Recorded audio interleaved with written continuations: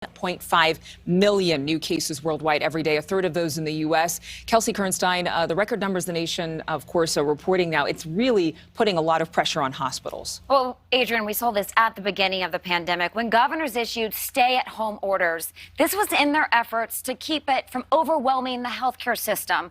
But that was before vaccinations. Now, one study finds that hospitals are treating so many unvaccinated patients right now that it's impacting elective medical procedures.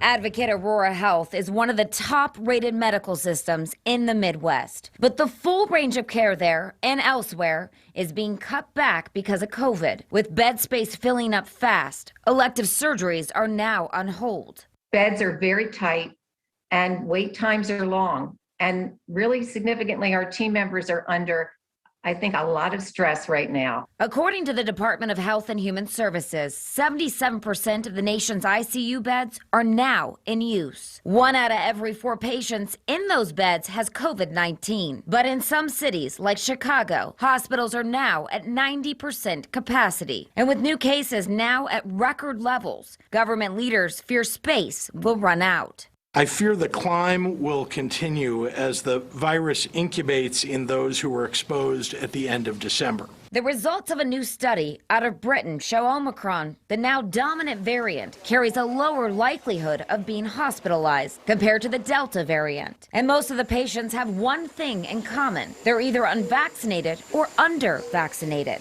This trend is something all hospitals are seeing across the country. Vaccines and boosters are the key to reducing hospitalizations and death from COVID. 70% of eligible Americans are at least partially vaccinated against COVID-19. But many kids still haven't gotten their shots yet. The vaccination rate among children 5 to 11, just 24%. We need to get those numbers up. 29%, 5 to 11. We get that high. We get that up to 50, 60, 70, 80. You don't have to worry about when they're in school at all. Back to hospitals, some patients are also testing positive after being admitted to the hospital for another issue. New York State plans to investigate hospital transmissions of COVID-19. Thank you so much for watching. Make sure to click on the red subscribe button below so you can get more of NewsNation's fact-driven, unbiased coverage.